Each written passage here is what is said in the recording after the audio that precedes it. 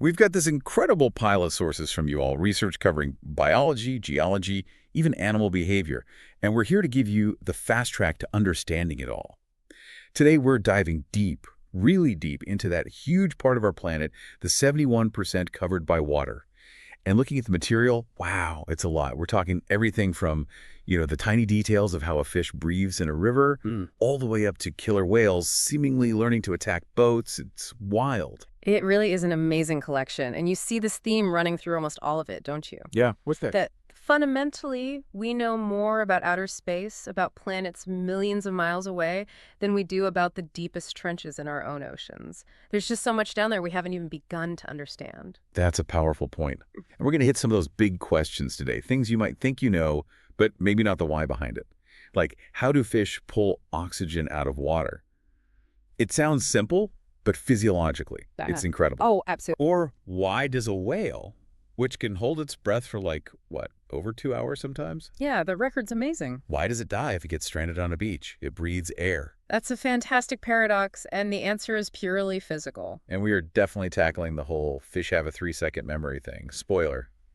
Totally wrong. Completely wrong. Yeah. So our mission today is basically to pull all these fascinating, sometimes really counterintuitive facts together for you, give you a solid, comprehensive picture of life under the waves. Okay, let's unpack this. Let's start right at the beginning with the basic physics. Yeah. The huge divide, surviving in freshwater versus saltwater. So the first thing you often notice, and the sources point this out, is just how they look.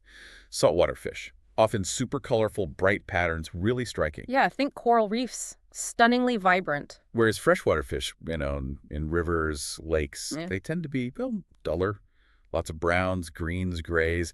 Camouflage seems more important, maybe. That's often the case. But that's just aesthetics, right? The real fundamental difference is happening inside their bodies. It's this constant, invisible struggle. The struggle about water. Exactly. All about water going in and water going out. Every fish needs water constantly, not just, to drink like we do. It's essential for breathing, moving water over the gills to get oxygen. Okay. It's for maintaining their balance in the water column hydrostatic balance, for getting rid of waste from their metabolism, and even for chemical signals, like how they find food or talk to each other or find a mate. But it's not like they can just decide, okay, let more water in or push water out, right? There's a fundamental law of physics controlling this. That's the absolute core of it. It's the law of osmosis. Ah, okay. Remind us how that works again. Sure. Osmosis is basically how water moves across a barrier, like a cell membrane. Water naturally flows from an area where there's a low concentration of dissolved stuff, like salt, to an area where the concentration is high. It's trying to even things out, reach equilibrium. So low salt to high salt. Always. And that is the biggest physiological headache for any fish. Because depending on whether it lives in salty water or freshwater, its body is either fighting constantly to stop water rushing in or desperately trying to stop water being sucked out. All right, let's tackle the ocean first, the high salt environment. Okay. The ocean averages about 3.5% salt. That's roughly 35 grams of salt dissolved in every liter of water. Now, a saltwater fish needs to keep its internal salt level lower than the ocean's. Wait, lower? I thought it would be higher to stop water leaving. No, that's the common misconception. Their internal fluids are actually less salty than the seawater. Think of it like this. The fish's body fluids are maybe around 1.5% salt, while the ocean is 3.5%, because the ocean is much saltier. Water wants to flow out of the fish following that low to high salt rule. Precisely. The ocean is constantly trying to suck the water out of the fish's body via osmosis, mainly through the gills and skin. If the fish did nothing, it would dehydrate incredibly fast. It would basically shrivel up. So it has to actively fight that osmotic pull. How? Does it just drink loads of seawater? It has to. They are constantly drinking large volumes of seawater to replace the water they're losing, but as you pointed out earlier... That means they're also swallowing a massive amount of salt. Exactly. So they have this double problem. Lose water, gain too much salt. Their survival depends on two really energy-intensive adaptations. First, they have to get rid of that excess salt. Second, they need to absorb as much of the water they drink as possible. And this is where those special cells come in, the ones in the gills. Yes, the chloride cells. These are tiny powerhouses located in the gill filaments. They use a process called active transport, which burns a lot of energy, ATP, to physically pump salt ions, specifically chloride and sodium, out of the fish's bloodstream and directly into the ocean water. They're pumping against the natural flow, against the concentration gradient. Wow. So they're drinking salt water, absorbing the water part, and actively pumping the salt part back out through their gills. That's the essence of it. It's an incredibly sophisticated and metabolically expensive process. Just staying in balance is a full-time job for their cells. Okay, mind blown already. Now let's flip it.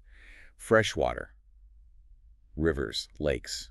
What's the challenge there? It's the complete opposite problem. Freshwater has incredibly low salinity. We're talking 0.1% to maybe 0.5% salt, sometimes even less. That's less than half a gram per liter. So now the fish's body, which needs some internal salt to function, It is way saltier than the surrounding water, maybe 1% or 1.5% salt inside versus less than 0.5% outside. and osmosis says water flows from low salt to high salt. So the water rushes into the fish's body aggressively, continuously. Where does it come in? Still the gills. Primarily for the gills, yes, because they have such a huge surface area and are so permeable for gas exchange, also across the skin to some extent. This massive, nonstop influx of water creates two huge threats. What are they? First, it rapidly dilutes the essential salts and minerals inside the fish's body. Cells need a certain salt concentration to work properly for nerve signals, muscle contractions, everything. Dilute that too much and things stop working. And the second threat? The sheer volume of incoming water, it threatens to make the cells swell up like water balloons and potentially burst.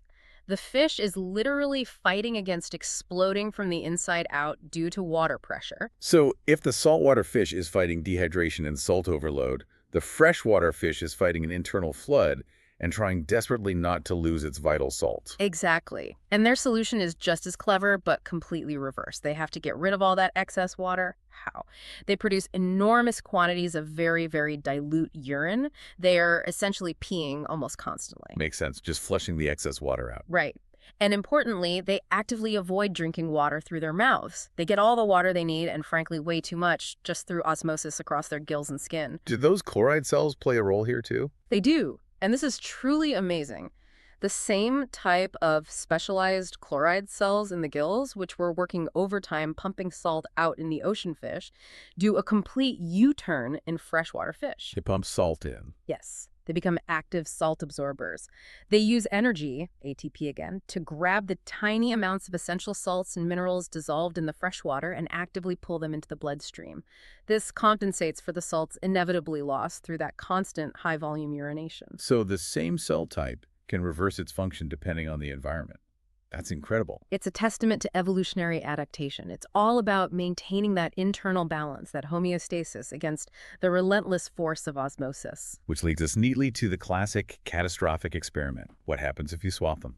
Put a saltwater fish in a freshwater tank, or vice versa. Yeah, don't try this at home. The results are swift and devastating due to osmotic shock. Okay, here's where it gets really interesting. Take your typical saltwater fish, adapted to that high salt environment, used to fighting water loss. You drop it in a freshwater lake. What happens? Water floods into its body uncontrollably. Remember, its internal fluids are saltier than the fresh water. Osmosis goes into overdrive. Water rushes in through the gills, the skin. Its internal organs start to swell, blood volume skyrockets, cells engorge. The fish literally can't cope with the fluid overload. It essentially swells up until critical systems fail. Grim. And the other way around. A freshwater fish tossed into the ocean. Instant dehydration. Its body is much less salty than the ocean. The high external salt concentration immediately starts sucking water out of the fish through its gills and skin. It shrivels rapidly as its cells lose water. Severe dehydration, organ failure. It's just as fatal, just by the opposite mechanism. It really highlights how specialized they are. Unless you're one of the exceptions, the adaptable ones. Oh, yes, the euryalene species. These are the biological superstars. They're defined by their ability to not just tolerate, but actively adapt to massive swings in salinity. Often they can handle big changes in temperature, acidity, and pressure, too. And the poster child for this is the salmon, right? Absolutely. The salmon life cycle is a perfect example. They spend most of their adult lives out in the salty ocean, growing big and strong. But then for spawning, they undertake these incredible journeys, migrating upstream, sometimes hundreds or thousands of miles, into the completely freshwater rivers where they were born. They literally had to switch their entire body chemistry from saltwater mode to freshwater mode. How? It's a complex physiological transformation called smoltification. It happens mainly when they are juveniles preparing to migrate from the river to the sea for the first time, but the reverse adaptation happens when adults return to spawn. It involves hormonal changes, particularly involving cortisol and prolactin. Is it just the chloride cells flipping again? That's a huge part of it, yes. Those gill cells have to completely retool their molecular machinery to switch from pumping salt out to pumping salt in, or vice versa. But it's more than that. Their kidneys have to change function drastically, too. In the ocean, they need to conserve water and excrete salt. In fresh water, they need to excrete massive amounts of water and conserve salt. Even their skin permeability might change slightly. And this takes time. They can't just switch instantly.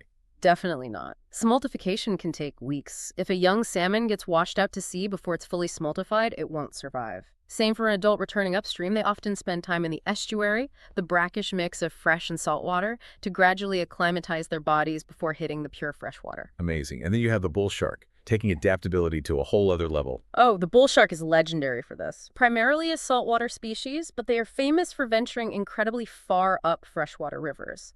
The sources mention mind-boggling distances 4,000 kilometers up the Amazon, 2,700 kilometers up the Mississippi. 4,000 kilometers. That's not just a quick trip. They can live there. For years, potentially. They have physiological tricks, like retaining urea, a waste product in their blood, to help raise their internal solute concentration closer to freshwater levels. They can also reduce the activity of their rectal gland, which normally excretes salt. They are true masters of osmotic regulation, pushing the boundaries of what we thought was possible for a large marine predator. So the water chemistry dictates their internal mechanics. But it seems like it shapes their whole way of life, too, their behavior, their bodies. Absolutely. You see really distinct patterns. Saltwater environments, think open oceans, coral reefs, coastal areas with strong currents and waves tend to be rougher, more dynamic. This often leads to more intense competition for food and space. And that breeds a certain kind of fish. Often, yes. Saltwater fish frequently evolve for speed, agility, and sometimes aggression. They need to handle strong currents, chase down fast prey, or defend territories. Think of tuna, marlin, barracuda built for power and speed. What about their physical tools, like teeth? Saltwater predators often have impressive dentistry. Sharp, strong teeth are common for grabbing and tearing prey. Many also have secondary sets of teeth, palatine teeth on the roof of the mouth, or pharyngeal teeth further back in the throat, specifically for crushing hard-shelled prey like crabs, snails, or mollusks, which are abundant in marine environments. It reflects a generally higher energy, higher protein diet. They often seem, well, wilder. Compared to freshwater. Freshwater environments, rivers, lakes, ponds, are generally calmer, more stable. Currents are usually less powerful, environments less vast. Competition might be present, but perhaps less overtly aggressive on average. So the fish are different. They often evolve different strategies, more emphasis on camouflage, ambush predation, or specialized feeding on insects or plants. They tend to be quieter, slower moving overall. Think of carp, catfish, perch. Different pressures lead to different solutions. And the most dramatic difference shaped by the environment has to be size, right? Oh, the size gap is colossal. It's one of the most striking differences. Your biggest freshwater fish, maybe a giant white sturgeon or a beluga sturgeon, might reach 5 or 6 meters long and weigh a ton. That's enormous, don't get me wrong. But in saltwater. It's a different league. The whale shark, which is a fish, routinely reaches 12 meters and can weigh 20 tons. And then you have the marine mammals fully adapted to the ocean like the blue whale, up to 30 meters long, weighing 130, maybe 150 tons. They're the largest animals to have ever lived on Earth. And they can only exist because the dense saltwater provides buoyancy. Exactly. The sheer density and buoyancy of saltwater are crucial for supporting such massive bodies. Freshwater simply wouldn't provide enough support for creatures of that scale. Okay, let's shift gears a bit. Look at the water bodies themselves. The sources raise this really cool puzzle. How do fish suddenly appear in lakes that seem completely cut off from everything, like middle of the desert lakes, such as in Wadi El Rayyan in Egypt? Where do the fish come from? That's a classic ecological mystery. You have these depressions, they fill with rainwater or maybe meltwater, or sometimes tectonic activity creates a basin, like maybe the 1926 earthquake helped form Ain Sira Lake. But yeah, how does life get there if it's totally isolated? Because we know lakes like Lake Karun are full of fish, tilapia, Nile perch. It seems impossible if they're truly landlocked. Well, the first thing to check is how isolated they really are. Often, they're only relatively isolated. Lake Karun, for example, looks cut off on a map, but it's actually fed by a long channel called the Bar Youssef, which connects it all the way back to the Nile River system. Ah, so there's a direct aquatic highway, even if it's small. Exactly. That allows fish and other aquatic life to migrate in over time. And sometimes the calmer, stable conditions in a large lake can actually be better for growth than the main river. That's why some lake systems, like Pearl's Lake mentioned in the sources, can be incredibly productive, yielding huge amounts of fish. Okay, but what about lakes that are genuinely isolated? No hidden channels, just a body of water surrounded by land. How do fish get established there? Right, for the truly isolated cases, we need other explanations. There are a few main theories. First, history plays a role. Think about massive ancient floods. Before modern dams, big rivers like the Nile used to flood unpredictably and massively. Connecting areas that are usually separate. Precisely. A huge flood could easily connect the main river to low-lying depressions miles away. When the floodwaters receded, fish, eggs, plants, invertebrates, a whole starter kit for an ecosystem could get trapped in that newly filled depression, forming an instant, isolated lake population. Okay, historical floods. What else? The most commonly cited mechanism involves birds, specifically water birds. Like ducks and geese. How do they move fish? Unintentionally, these birds fly between different ponds, lakes, and rivers all the time. Fish eggs are often sticky. It's thought that eggs can get stuck to the bird's feet or feathers while they're wading or feeding. And then they fly to a new fishless lake. Land in the water, and the eggs wash off. If the conditions are right, those eggs hatch, and voila, you have the start of a new fish population. It only takes a few successful transfers to get things going. That makes sense. Sticky eggs hitching a ride. Then there's the weirder, but apparently possible method, the ingestion theory. Wait, the birds eat the eggs and they survive. That sounds impossible. It sounds incredibly unlikely, I agree. The idea is that some very tough, viable fish eggs might actually survive passage through a bird's digestive system. The bird eats the eggs in one lake, flies to another, and then excretes the still viable eggs in its droppings into the new water body. Seriously. Is there any proof of that? Amazingly, yes. The sources mention a specific study by Hungarian researchers. They fed captive ducks hundreds of carp eggs, 500 of them. They then carefully examined the droppings. They found 12 intact, viable embryos had passed all the way through. And even more remarkably, 3 of those embryos actually hatched successfully afterwards. Wow. Okay, so the success rate is tiny, minuscule even. Absolutely tiny, but it proves the mechanism is biologically possible. Even if it only works once in a blue moon over geological timescales, it could explain fish appearing in some really remote spots. Incredible. Okay, one more method, and this one sounds really dramatic. Drought resilience, like the killifish. Yes, this is a fascinating evolutionary strategy, basically planning for catastrophe. Some species, like killifish, live in temporary ponds or lakes in arid regions that predictably dry up completely. So what happens when the water disappears? The adult fish die. They can't survive out of water. But before they perish, they bury their fertilized eggs deep in the mud at the bottom of the drying pond. And the eggs survive. Yes, the eggs are incredibly resilient. They enter a state of suspended animation, able to withstand extreme drying, heat, and lack of oxygen for months. They just wait in the dry mud. Until the rains return. Exactly. When the pond refills, the changing conditions triggers the eggs to hatch almost immediately. The new generation emerges into the refilled lake, ensuring the species persists even though the entire adult population was wiped out. It's a cycle of death and rebirth driven by the environment. Nature finds a way, doesn't it? Even through sacrificing the adults. It really does. Okay, shall we tackle the big water body now? The ocean itself. Why is it salty in the first place? Yes, let's. Because it seems like a paradox, right? Rivers are constantly pouring fresh water into it. That's the river source paradox. We know rivers are fresh. But, as the sources highlight, those same rivers are constantly eroding rocks and soil, dissolving minerals and salts, and carrying them downstream.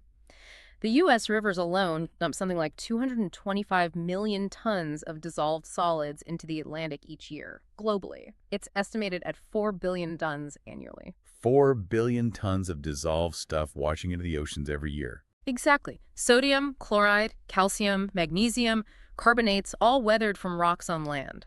While the river water itself keeps flowing and gets replenished by rain, keeping its own salinity low, All that dissolved mineral cargo gets delivered to the ocean basin. It just stays there. Pretty much. Yeah. Now, combine that constant delivery with the power of the sun, the evaporation cycle. Ah, so the sun evaporates the water, but leaves the salt behind. Precisely. Solar heat constantly turns surface water into freshwater vapor, which rises, forms clouds, and eventually falls as rain, replenishing the rivers. Yeah.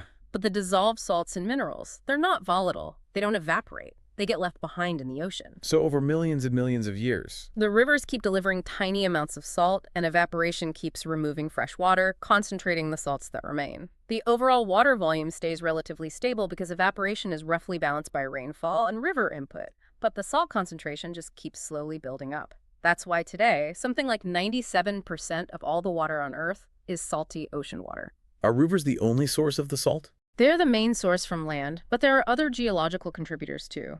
Wind and rain hitting coastal rocks and mountains can erode salts directly into the sea. Okay. And perhaps more surprisingly, there's input from deep beneath the ocean floor, underwater volcanoes, and hydrothermal vents. Right, these black smokers and things you see in documentaries. How do they add salt? These vents usually occur along tectonic plate boundaries where the Earth's crust is thin or spreading. Seawater seeps down into cracks in the crust, gets heated by magma to incredibly high temperatures, sometimes over 400 degrees Celsius. Superheated water reacting with rock. Exactly. This superheated, often acidic water reacts chemically with the surrounding crustal rocks, dissolving minerals and salts directly from the rock.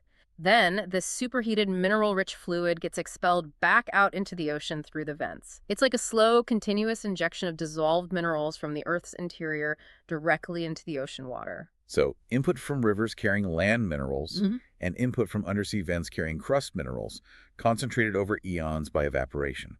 That's the picture. It's a dynamic system, but the long-term result is the salty ocean we know today. Okay, that makes sense. Now, another seemingly simple question people ask. If the ocean floor has sand, why doesn't all the water just drain away, like water on a beach? That's a common confusion, but it stems from thinking the beach is the ocean bottom. Beach sand is really just a coastal feature. It's crushed up rock quartz, feldspar making it yellow or brown, basalt making it black, olivine making it green, constantly ground down by waves. It's a buffer zone, not the actual seabed. So what is the deep ocean floor made of underneath the water? Once you get away from the coast, the deep ocean floor is mostly covered in thick layers of very fine sediment silts and clays that have settled out over millions of years. But crucially, beneath those sediments, you very quickly hit solid, impermeable bedrock. Like the actual rock crust of the Earth? Yes, it's part of the Earth's oceanic crust. This solid rock forms a continuous, effectively waterproof basin. It's like a giant stone bowl holding the ocean water. There's nowhere for it to drain to. And even if some water did seep into coastal areas or sediments? The global water cycle ensures it doesn't matter on a large scale. Evaporation takes water up, condensation forms clouds, precipitation brings it back down as rain or snow, feeding rivers and eventually returning to the ocean. The total volume of water in the system stays remarkably constant over long periods. The ocean isn't going anywhere. #550. The unique biology of cetaceans. Breathing, sleep, and death. All right, let's move on to a group that lives in the ocean but plays by different rules. The cetaceans, whales and dolphins. They face unique challenges because, unlike fish, they're air-breathing mammals. That's the fundamental difference. Their whole respiratory system is based on lungs, just like ours. They breathe air through their blowhole, which is essentially a modified nose located on the top of their head for easy access to the surface. Whales mostly have 2 blowholes, dolphins usually just 1. And critically, they cannot extract oxygen from water using gills. Absolutely not. They are entirely dependent on surfacing to breathe atmospheric air. So when they dive down, sometimes really deep, how do they stop water flooding into their lungs through the blowhole? The blowhole isn't just an open hole. It's surrounded by powerful muscles and fatty plugs. When the whale or dolphin dives, these muscles contract tightly, creating a completely watertight seal. What about that big plume of spray we see when they surface? Isn't that water coming out of their lungs? That's another common misconception. That spray, or blow, is not water from inside their bodies. It's simply the surface water that was resting on top of the closed blowhole being blasted away by the sheer force of their explosive exhale before they actually open the passage to inhale fresh air. They clear the decks first, then breathe in. Okay, clears that up. And their ability to hold that breath between surfacings is just phenomenal. What are we talking time frame wise? It varies a lot by species. Dolphins are generally shorter divers, maybe 8 to 10 minutes, sometimes pushing 15.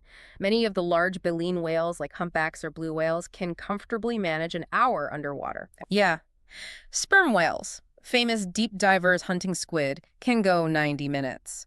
But the undisputed king of breath holding among mammals is the Cuvier's beaked whale.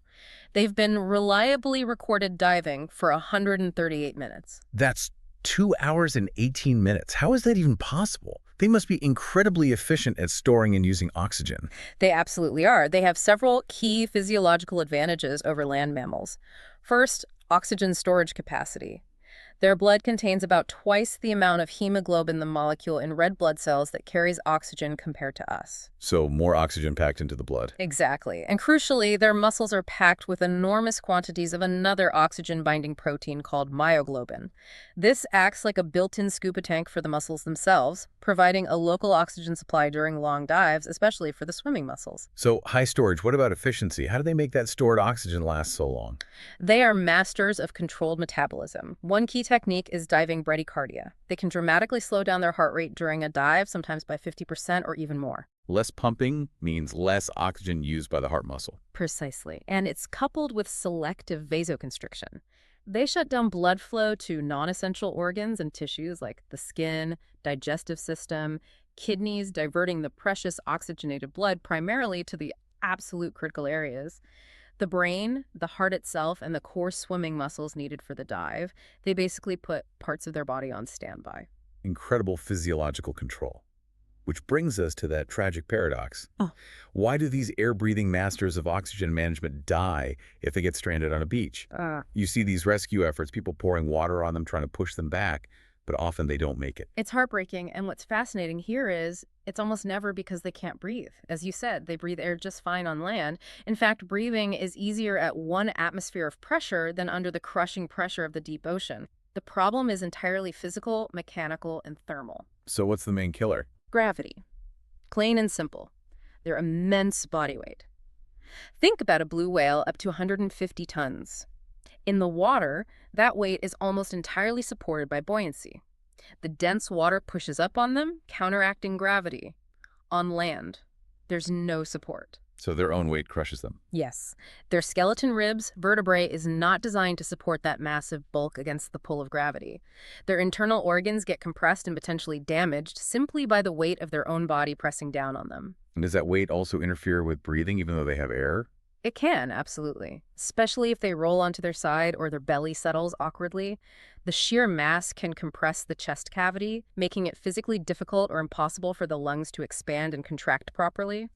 The diaphragm might not be able to move effectively. They can essentially suffocate due to mechanical compression, even with air all around them. Okay, crushing weight. What else contributes? Thermal stress. Overheating. This is huge. Remember, these are warm-blooded mammals, and they're insulated by an incredibly thick layer of blubber, sometimes 30 centimeters thick or more. Designed to keep them warm in freezing ocean depths. Exactly. But that amazing insulation becomes a deadly liability on land.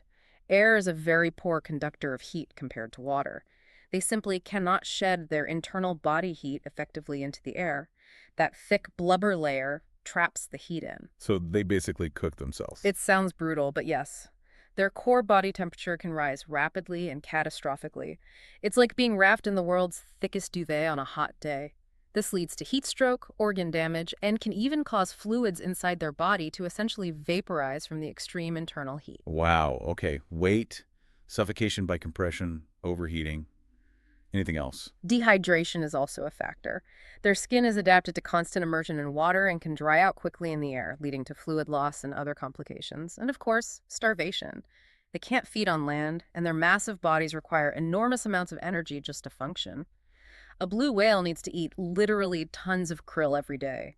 They can't survive long without that intake. It's a cascade of fatal problems, all stemming from being out of their supportive water environment. What about the causes of these beachings? Why do they happen? Sometimes it's just one animal, sometimes whole groups. The causes of mass strandings especially are often complex and not fully understood. The sources mention several possibilities. Sometimes it's illness. A sick or disoriented individual might lead a whole pod astray. Parasites affecting the brain or inner ear could impair navigation. Natural causes, basically. Could be. Or escape attempts from predators like orcas, or even natural disasters like underwater earthquakes or storms causing disorientation.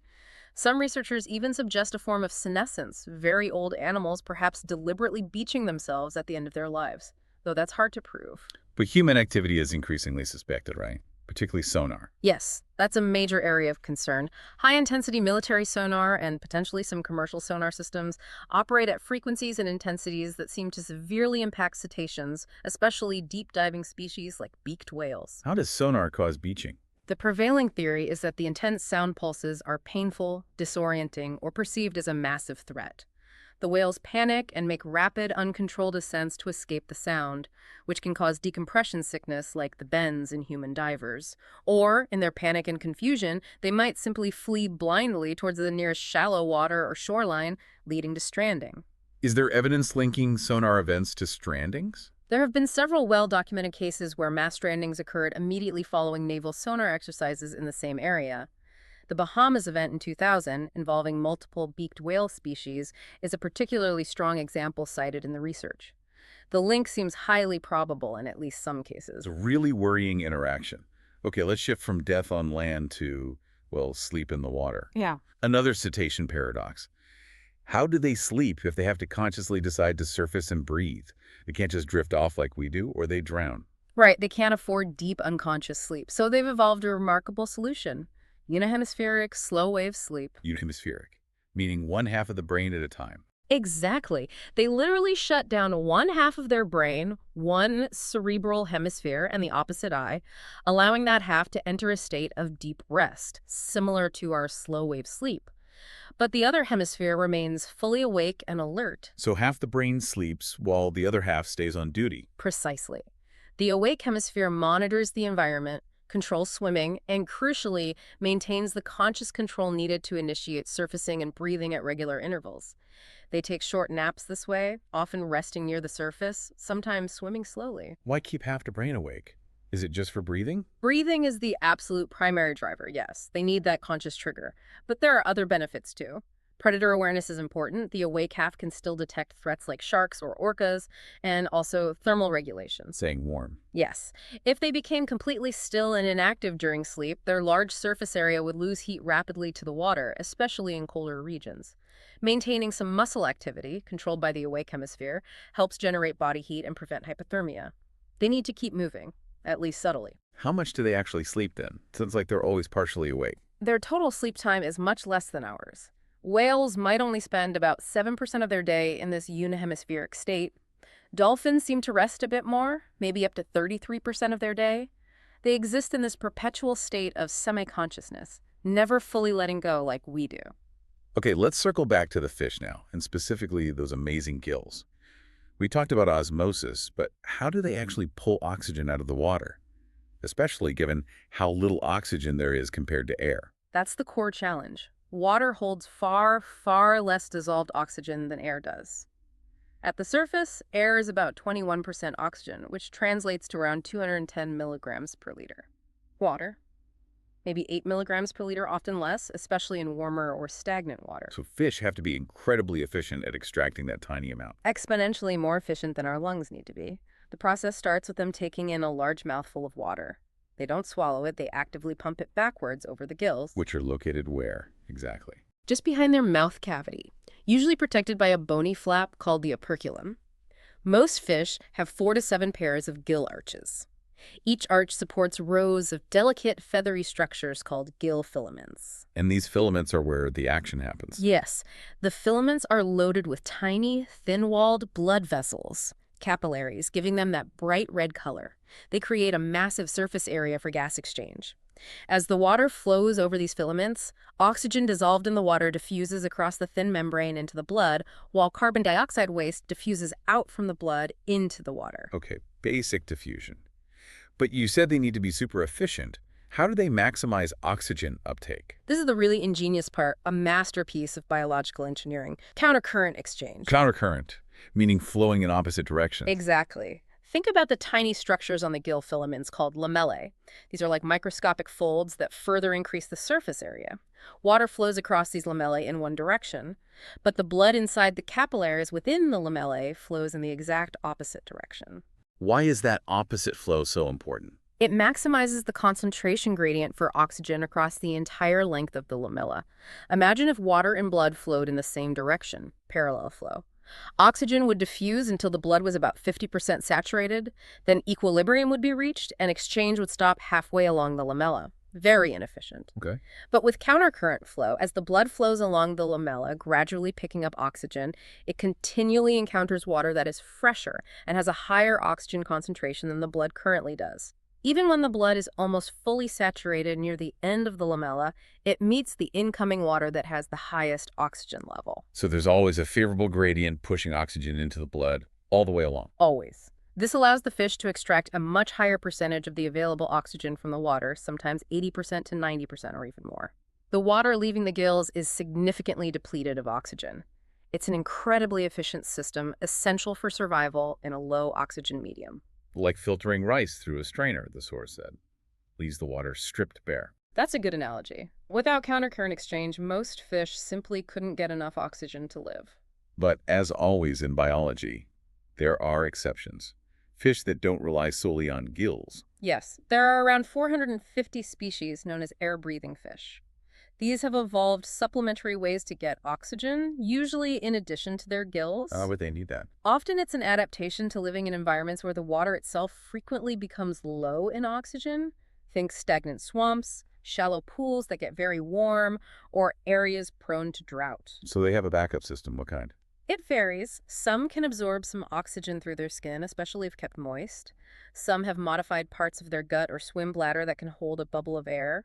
And some have developed structures that function very much like simple lungs, allowing them to gulp air directly from the surface. Lungfish are the classic example. And some can even leave the water for periods. Remarkable examples exist. The climbing perch from Asia has specialized air-breathing organs above its gills. It can survive out of water for days, the source says up to 6 days, as long as it stays moist, and can even walk short distances on land using its fins and gill covers to find new water or food. 6 days. And some catfish species, like the armat mentioned, can also survive out of water for extended periods, relying heavily on breathing through their moist skin. It shows how evolution pushes boundaries when environmental pressure demands it. #tag cephalopod superdefenses and bioelectricity. Okay, let's shift from fish to some other fascinating aquatic creatures, starting with the cephalopods, octopus, squid, cuttlefish, masters of disguise and defense. First, quick distinction. Octopus versus squid cuttlefish. Right, they're related but distinct. The octopus is known for its roundish body or mantle and 8 arms lined with suckers. Squid and cuttlefish typically have a more elongated or triangular mantle, 8 arms plus 2 longer tentacles, making 10 appendages total, often used for striking prey. Cuttlefish also have that unique internal shell, the cuttlebone. Got it. Now, their most famous defense, ink. It's not just a simple smokescreen, is it? How does it work? No, it's surprisingly complex. The ink gets produced in a special gland and stored in an ink sac, usually located near the anus for quick deployment. The ink itself is a potent mixture. The main component is melanin, the same pigment that colors our skin and hair, providing the dark color. But there's more to it than just pigment. Oh, yes. It's mixed with thick mucus, which affects its consistency and how it hangs in the water. And critically, it contains specific amino acids and other chemicals. This combination allows for a multi-layered defense. Layer 1, the visual screen. Right. Deploying a large cloud of dark ink instantly blocks the predator's view, allowing the cephalopod to make its escape unseen. Simple, effective smokescreen. Layer 2, chemical confusion. Yes. Those amino acids in the ink cloud can actually confuse a predator's sense of smell and taste. Yeah. It might make the cloud smell or taste vaguely like food, distracting the predator or causing it to attack the ink cloud itself instead of the fleeing animal.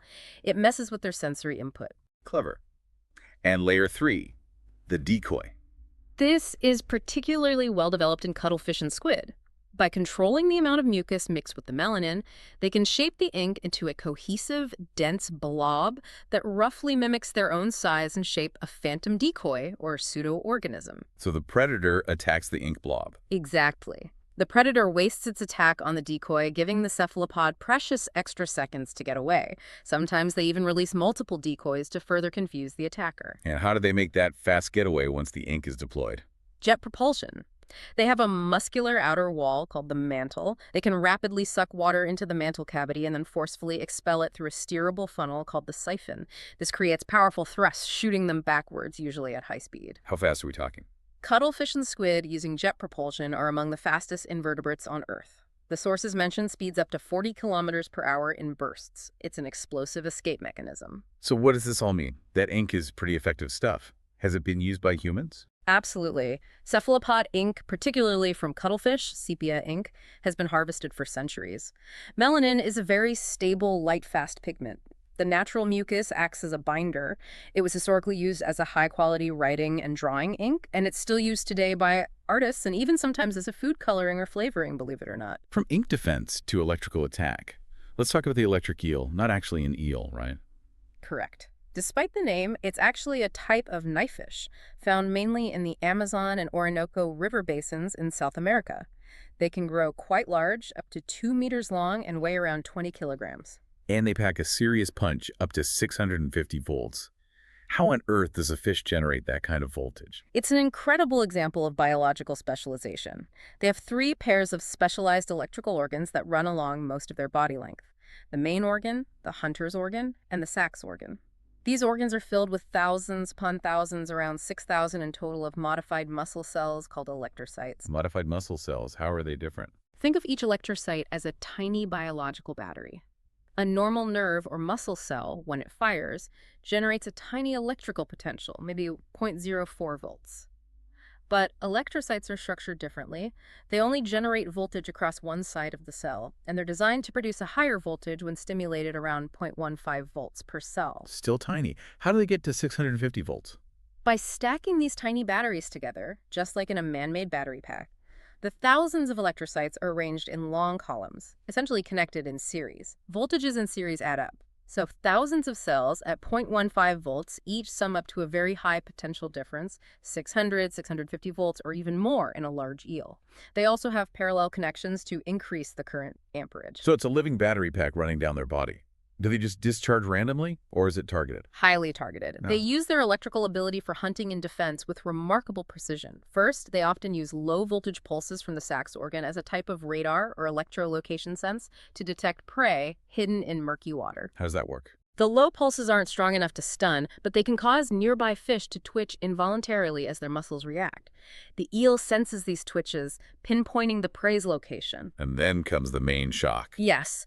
Once prey is located, the eel unleashes a rapid series of high-voltage pulses from the main and hunter's organs. These powerful shocks overwhelm the prey's nervous system, causing instant paralysis or stunning it. This allows the eel to swallow the immobilized prey easily, even tackling surprisingly large animals like caiman crocodiles sometimes. The coordination must be incredible. Getting all 6,000 electrocytes down the length of its body to fire at the exact same millisecond to deliver that maximum jolt. How? That synchronization is one of the most amazing parts. The nerve signals from the brain have to travel different distances to reach electrocytes near the head versus those near the tail. The eel compensates for this perfectly by varying the physical properties of the nerve pathways.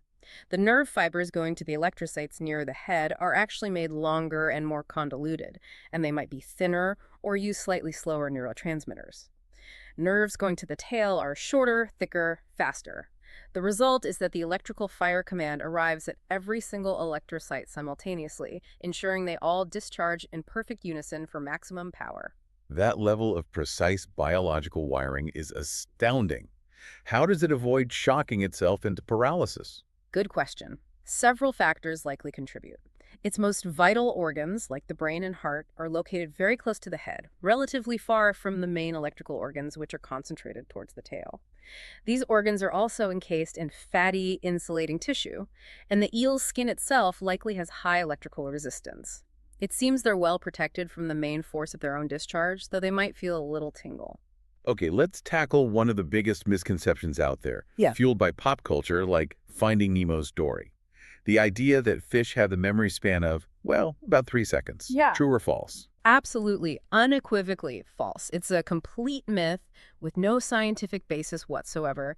It actually does a huge disservice to fish because the reality is they possess surprisingly robust and complex memories. How good are we talking? Good enough for survival, which requires remembering a lot. They need to remember where food sources are located, which areas harbor predators, the routes to safe shelter, possibly even recognizing individual other fish.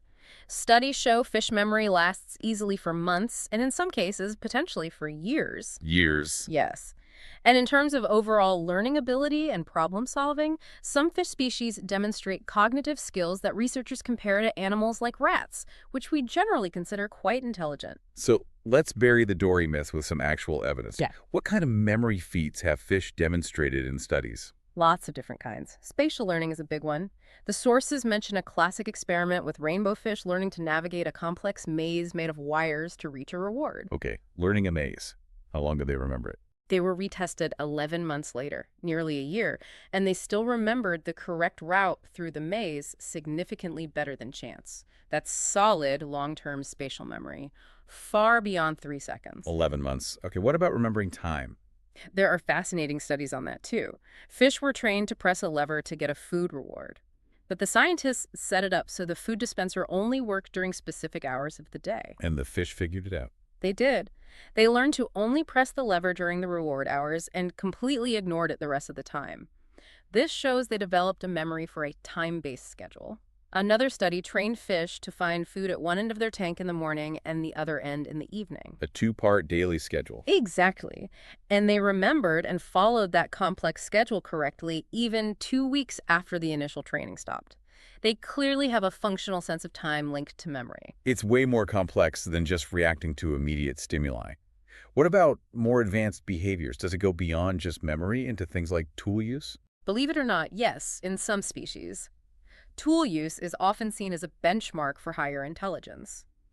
The sources describe certain types of fish, like some wrasses, that feed on hard-shelled sea urchins. Which are tough to crack open. Very tough. These fish have been observed deliberately picking up a stone in their mouth, swimming over to the urchin, and repeatedly dropping or smashing the stone onto the urchin's shell until it breaks, allowing them to eat the insides. That's definitely tool use, using an external object to solve a problem. It absolutely qualifies. It's planned, purposeful manipulation of an object. We also see problem solving in other contexts, like the catfish example mentioned. Remind me. If their nest of eggs was being attacked, instead of trying to move dozens of individual sticky eggs one by one, some catfish learned to attach their eggs to a small leaf or a pebble first. And then move the whole leaf or pebble. Exactly. They could then pick up the entire package, leaf and eggs, and quickly transport the whole nest to a safer location.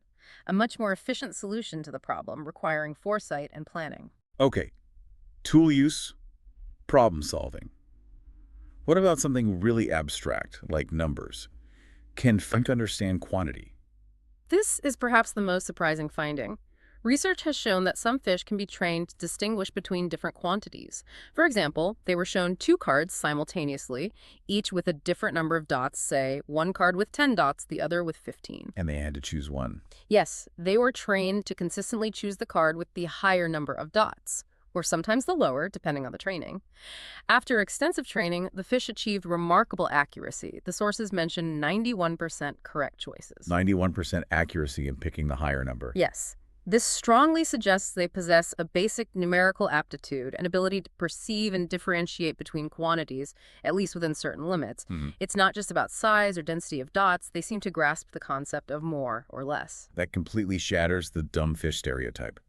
Now, how is this knowledge of fish memory actually being used? The sources mention aquaculture. Right. This is a brilliant practical application that directly leverages fish's long-term memory. Fish farmers, raising large numbers of fish commercially, face huge feeding costs if they keep the fish penned up and feed them artificially their whole lives. So they use the fish's memory to save money. How? They start by raising the young fish in controlled conditions. During this time, they train the fish, thousands of them, to associate a very specific, unique sound, like a particular underwater bell, chime, or frequency, with feeding time. Every time the sound plays, food appears. Pavlov's fish. Pretty much. They condition a strong association between the sound and the reward. Then, once the fish are a certain size and the association is learned, the farmers release them into a larger natural environment, a lake, a bay, open water. Where they feed themselves and grow naturally. Exactly.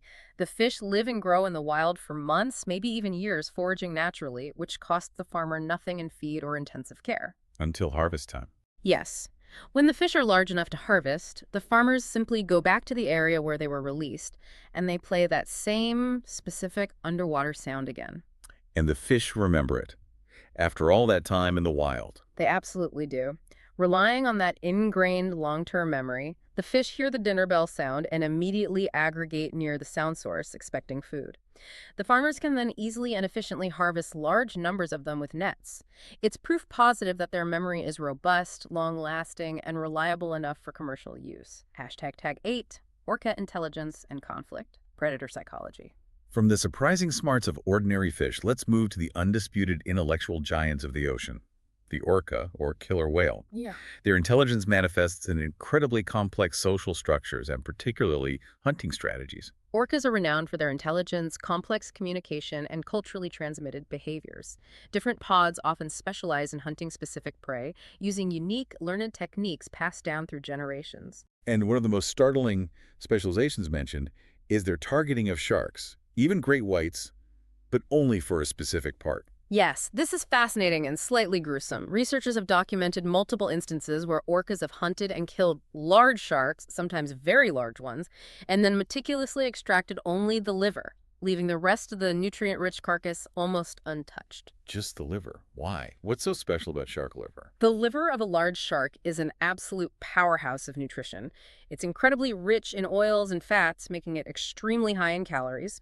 It's also packed with essential vitamins, particularly vitamin A, vitamin D, and omega-3 fatty acids. For an orca, eating the liver is like consuming a super concentrated energy drink. It can make up a significant portion of the shark's total body mass, maybe up to a third in some species. So the orcas figured out this is the most energy efficient part to eat. Maximum bang for their buck. It certainly seems that way. They appear to have identified the liver as the highest value component and developed a surgical technique to access it, often involving flipping the shark upside down to induce tonic immobility before making a precise incision. And this isn't an instinctive behavior across all orcas. It's learned. Evidence strongly suggests it's a learned tradition, at least initially. Much of the research points to two specific male orcas off the coast of South Africa, nicknamed Port and Starboard, because their dorsal fins flop in opposite directions. They seem to have pioneered or at least popularized this liver-eating technique. And they taught others. Orcas are highly social learners. It appears Port and Starboard taught the technique to other orcas in their pod, and the behavior has since been observed spreading to other groups and regions. It's become a documented cultural hunting practice. What's the impact been on the sharks? Significant. In areas where this behavior has become common, like False Bay in South Africa, there's been a dramatic decline in great white shark sightings. The sharks seem to recognize the threat and have actually abandoned some of their traditional aggregation and feeding grounds, presumably out of fear of these specialist orca predators. Wow. Orcas literally scaring great whites away. That speaks volumes about their capability. Yeah. Now, let's talk about a more recent and perhaps more worrying orca behavior. The coordinated attacks on boats. Yes, this phenomenon, primarily observed since 2020 in the waters around the Strait of Gibraltar and the Iberian Peninsula, is deeply puzzling and concerning. What exactly is happening? Multiple orca pods, often involving younger individuals but sometimes adults too, have been repeatedly and deliberately interacting with boats, particularly sailing yachts but also fishing vessels. These interactions often escalate into aggressive physical contact. Targeting a specific part of the boat. Overwhelmingly, yes. They seem to systematically focus their attacks on the boat's rudder and steering gear. They bite, bump, and ram the rudder, often until it breaks off or is severely damaged, rendering the boat unable to steer. How many incidents are we talking about? The numbers have been rising. The sources mention over 200 reported incidents in 2022 alone. And these aren't just minor bumps. Several boats, at least 3, have actually sunk as a result of the damage caused by the orcas. Why are they doing this? What are the theories? That's the multi-million-dollar question, and there's no definitive answer yet. 2 main hypotheses are circulating. The first revolves around revenge or learned diversion. Like one orca had a bad experience with a boat, and now they're all getting back at them. Something like that. The theory often centers on a specific matriarch orca nicknamed White Gladys. Perhaps she was injured in an encounter with a boat rudder or fishing gear, maybe entangled or struck. The trauma could have triggered an aggressive response towards boats, specifically targeting the rudder. And because orcas learn socially. The behavior could have been copied by her offspring and other members of the pod, spreading through social learning as a defensive or retaliatory tactic. Boats with rudders are dangerous. Disable the rudder. Okay, that's one possibility. What's the alternative theory? The second main idea is that it might simply be a form of play behavior that has gotten out of hand. Play. It seems pretty destructive for play. Orcas, especially juveniles, are known to be highly curious and engage in complex, sometimes boisterous, social play. They interact with objects, push things around, even play with prey they don't intend to eat. It's possible that interacting with boat rudders, feeling the vibration, the movement, the eventual braking, simply became a novel, stimulating form of play or fad within these pods. Like a game that they don't realize is incredibly dangerous and costly for humans. Exactly. They might not perceive it as aggression in the way we do. It could just be a stimulating activity that focuses on this intriguing, moving part of the boat. The consequences, however, are obviously severe for the boaters involved. Whether it's learned aggression or rough play, the fact that they're coordinating attacks and specifically targeting the steering mechanism is, well, it shows intelligence and focus. It certainly does. This raises an important question. Regardless of the initial motivation, we have a situation where highly intelligent, socially complex animals are learning and perpetuating a behavior that brings them into direct, destructive conflict with human technology. Considering their ability to learn, adapt, and teach each other complex strategies, what are the long-term implications of this? How do we manage this evolving relationship? It's a significant challenge for conservation and maritime safety. #TagAX outro. What a tour through the underwater world. We've gone from the absolute basics, like the physics of osmosis, forcing fish to constantly battle their environment, All the way to the sophisticated, learned, and frankly slightly terrifying behavior of orcas targeting boats and shark livers. We covered the incredible engineering of gills with countercurrent exchange, the paradox of air-breathing whales dying on land, the mind-bending unemispheric sleep of dolphins. The shocking power of the electric eel, the surprisingly good memory and even tool use in fish, and the mystery of life popping up in isolated desert lakes. If there's one big takeaway from pulling all these sources together, what would you say it is? For me, it's the sheer humbling complexity and the vastness of what we still don't know. Every answer seems to open up more questions. We are constantly reminded that this 71% of our planet holds so many secrets, so many biological marvels we're only just beginning to grasp. The deep ocean truly is the last great frontier on Earth. And maybe for you, the listener, the takeaway is appreciating the ingenuity down there. The sources show us again and again that nature's solutions, whether it's killifish eggs surviving being baked in mud, or orcas developing surgical hunting skills, or dolphins literally sleeping with half a brain, these solutions are often far more elegant, efficient, and complex than anything human engineering has come up with yet. It makes you wonder, doesn't it? What other vital secrets about life, about evolution, about how biology solves impossible problems are still hidden down there in the depths, waiting to be discovered? What incredible adaptations are thriving in places we haven't even looked yet? Definitely something to think about. Thank you, as always, for sharing your amazing sources with us and for joining us on this deep dive. We hope you feel thoroughly informed, maybe a little bit awestruck, and inspired to keep exploring the incredible world beneath the surface.